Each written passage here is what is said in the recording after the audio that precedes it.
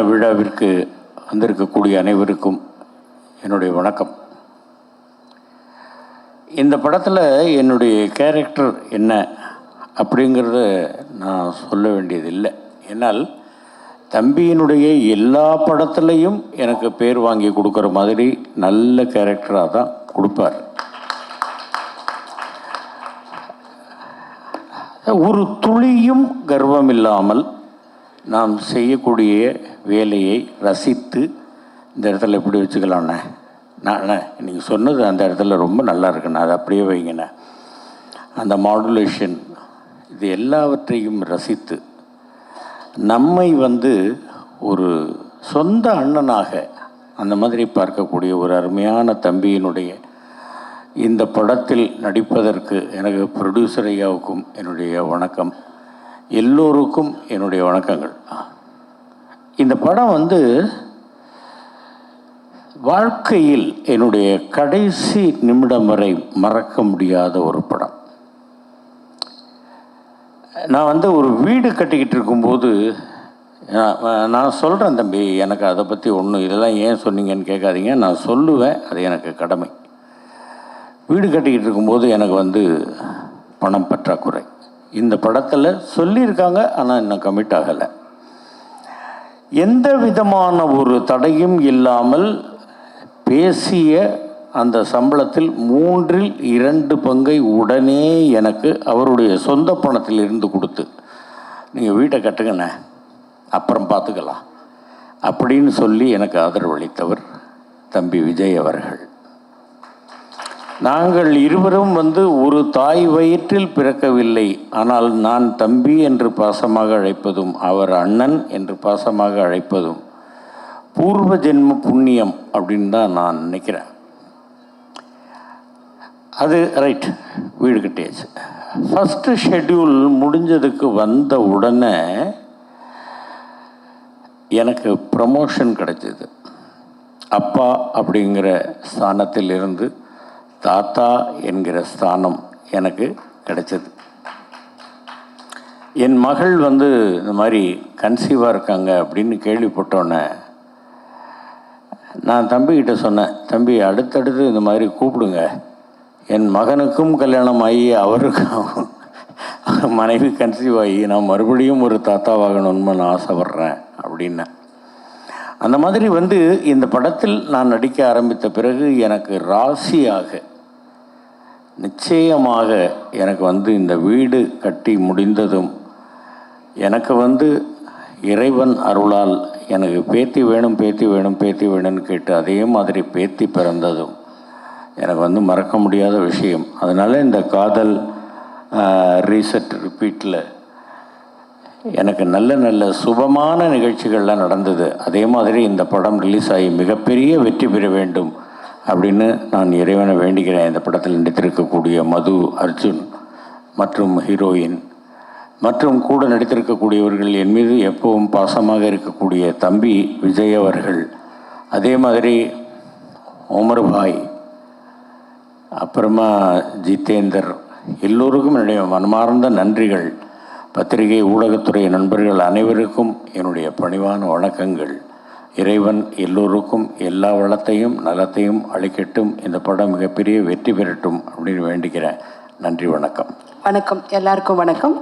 சத்தியமாக இந்த படத்தோட கதை எனக்கு தெரியாது, தெரிஞ்சுக்கவும் விரும்பலை. ஏன்னா விஜய் சார் படம் அப்படின்னு சொல்லிட்டு நான் அவர் கூப்பிட்ட உடனே நான் நோன்னு சொல்லாமல் குட்டி ஒரு கேமியோ ரோல் நான் பண்ணியிருக்கேன். ரொம்ப இன்ட்ரெஸ்டிங்கான சப்ஜெக்ட்மா அப்படின்னு சொன்னார். டைட்டிலே ட்ரெண்டியாக இருக்குங்க, டைட்டிலே ஒரு கதை சொல்லுது. So very happy to be in the frames of Vijay sir. I think அடுத்த படத்தில் கொஞ்சம் மீட்டியான ரோல் கொடுப்பீங்கன்னு நினைக்கிறேன். ஏன்னா என்னோடய தீனியை நிறைய டைலாக்ஸ் அண்ட் நிறைய எக்ஸ்ப்ரெஷன்ஸ் இதில் ரொம்ப ஸ்வீட்டாக, ரொம்ப குவாய்ட்டாக, சட்டிலாக, காமாக பண்ண வச்சுருந்தார். வெரி டிஃப்ரெண்ட் எக்ஸ்பீரியன்ஸ் எனக்கு. Interesting Guru, smart heroine, smart hero and wonderful technicians இதில் இருக்காங்க. நானும் இதில் ஒரு பாட்டாக இருக்கேன் அப்படின்ட்டு நினைக்கும் போது ரொம்ப ரொம்ப ரொம்ப சந்தோஷமாக இருக்குது.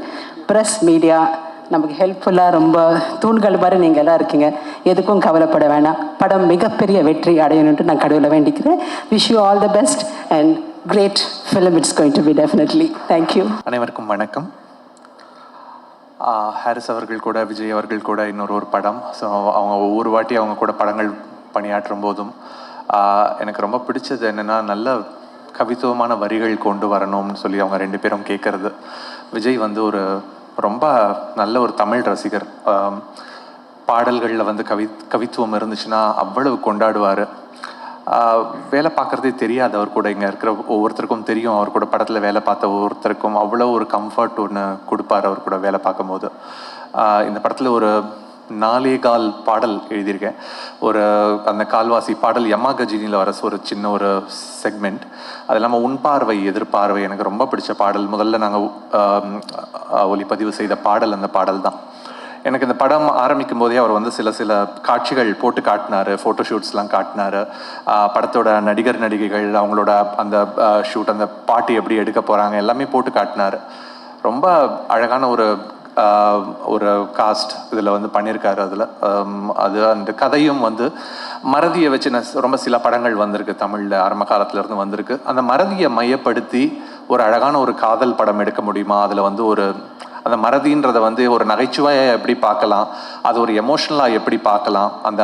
அந்த மறதின்றது ஒன்று இருக்கிறதுனால நிறைய சமயத்தில் சொல்லுவாங்க, அந்த மறதி இருந்துட்டா ரொம்ப நல்லா இருக்கும், மறதி வந்துட்டா ரொம்ப நல்லா இருக்கும் அப்படின்னு சொல்லிட்டு. நிறைய விஷயங்கள் மறந்து போயிட்டா இந்த உலகம் ரொம்ப நல்லா இருக்கும். இப்போ நடந்துட்டு இருக்கிற மாதிரியான போர்கள் இருக்காது. நடந்துட்டு இருக்கிற நிறைய விஷயங்கள் வந்து எல்லாரும் அந்த எல்லாத்தையும் மறந்துட்டு ஒவ்வொரு நாளும் ஒரு ஃப்ரெஷ்ஷாக ஆரம்பிச்சதுன்னா எப்படி இருக்கும் இந்த உலகம் அப்படின்றது தான் வந்து நிறைய பேரோட அது மாதிரியான ஒரு சூழலில் நம்ம வாழ்ந்துட்டு இருக்கோம். இந்த மாதிரியான சூழலில் நம்மளை இன்னும் வந்து மனிதர்களாக வைத்துட்டு இருக்கிறது வந்து இது மாதிரியான படங்கள், இது மாதிரி கலை, இது மாதிரியான பாடல்கள், இது மாதிரியான தமிழ் மொழி கவிதைகள். இதுதான் நம்ம ஒரு அடுத்தடுத்த தலைமுறைக்கு நம்ம கொண்டு போகணும். எப்படி வந்து இந்த துறை இருக்கு இல்லையா, இந்த கலை அப்படின்ற அந்த துறையும் வந்து கணினிகள் எடுத்துக்கிட்டு பாடல்கள் உருவாக்குறதுக்கு இன்னைக்கு ஒரு 3 நொடிகள் 4 நொடி போதும் ஒரு பாடலை உருவாக்குறதுக்கு. ரொம்ப ஒரு இன்டர்நேஷ்னல் குவாலிட்டியில் ஒரு ரொம்ப நல்ல பாடகர் பாடின மாதிரியான குரலில் ஒரு நல்ல கவிஞர் எழுதின மாதிரியான வரிகள் வச்சு ஒரு நல்ல இசையமைப்பாளர் வந்து உலகத்தரத்தில் நல்ல ஒலித்தரத்தில் தயாரிக்கிற மாதிரியான பாடல்கள் வந்து இன்னைக்கு உருவாக்குறதுக்கு 3 முதல் 5 நொடிகள் இன்னைக்கு ஆகும். இன்னைக்கு 5 நொடிகளில் நம்ம அப்படி ஒரு பாடலை வெளியில் எடுத்துடலாம். அந்த பாடல்களை நம்ம பயன்படுத்த ஆரம்பிக்கலாம், விற்க ஆரம்பிக்கலாம். இந்த மாதிரி காலகட்டத்தில் ஹாரிஸ் அவர்கள் வந்து ஒரு பாடல் பண்ணுறதுக்கு அவர் எடுத்துக்கிற காலகட்டம் இருக்கு இல்லையா, ஏன்னா அதுக்கான அவர் போடுற ஒரு உழைப்பு நான் அது பக்கத்தில் இருந்து பார்த்துருக்கேன்.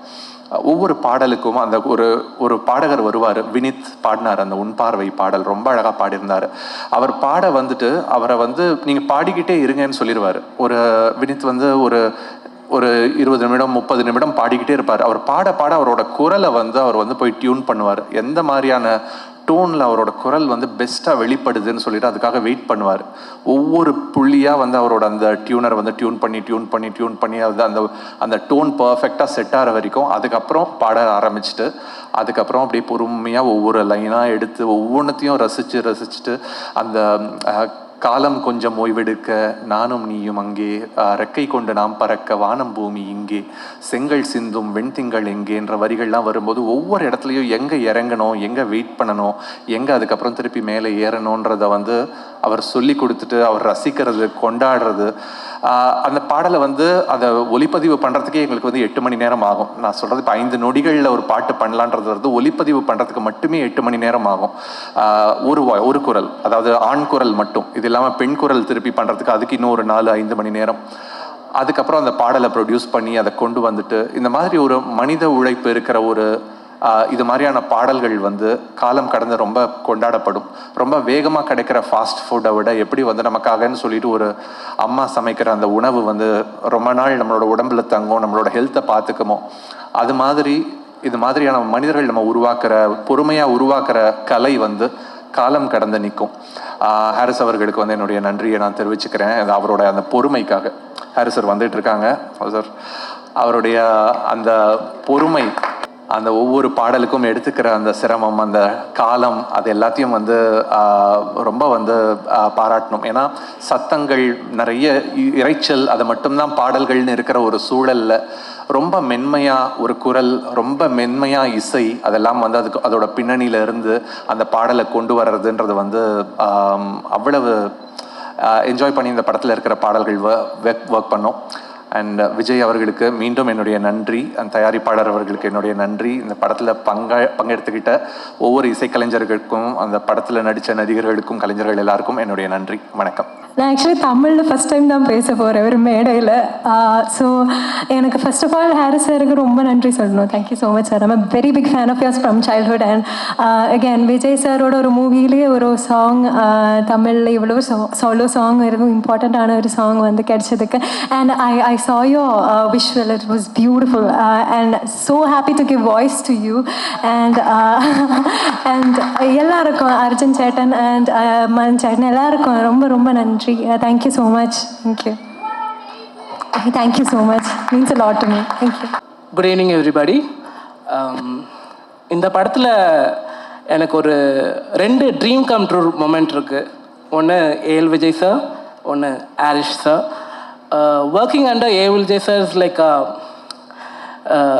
என்ன சொல்கிறது, absolute dream come true moment. நிறைய விஷயம் கற்றுக்கிட்டேன், நடிப்பை தாண்டி டெக்னிக்கலாகவும் நிறைய கற்றுக்கிட்டேன். சார் வந்து மைண்ட்லேயே எடிட் பண்ணிடுவார் ஃபுல் படத்தை, என்ன தேவையோ அதுதான் ஷூட்டிங்கே பண்ணுறாரு. So I was like wow, இது மாதிரியும் பண்ணலாமா அப்படின்ற மாதிரி எனக்கு அது ரொம்ப புதுசாக இருந்தது. And thank you so much Vijay sir for trusting me in this character. Madhu ப்ரோவோட ஃப்ரெண்டாக பண்ணியிருக்கேன். It's like a pookie character. Vadivel sir ஒரு டைலாக் இருக்குல்ல, you go man why me அப்படின்ற மாதிரி இருக்குல்ல, அவரோட லவ்வுக்காக சின்ன சின்ன ஹெல்ப் பண்ணுற ஒரு character. And Jiya, you are a sweetheart on set, always cracking jokes and making it light. And thank you so much for being a wonderful screen partner. And Arish sir, thank you so much for giving us another one epic music album. Most of the உங்களோட மியூசிக்கோட இன்டர்லூட்டில் தான் sir நிறைய பேரோட ringtones தான் நான் பார்த்துருக்கேன். And I am shivering because it's kind of like moment. So thank you so much. Producer சாருக்கும் ரொம்ப ரொம்ப ரொம்ப ரொம்ப நன்றி. அண்ட் நீங்கள் சொன்னீங்க என்னோட ஆக்டிங் எபிலிட்டி இந்த படம் மூலயமா வெளியே வரும்ன்ட்டு, அதுக்காகவும் ரொம்ப ரொம்ப உங்களுக்கும் நன்றி. Thank you so much.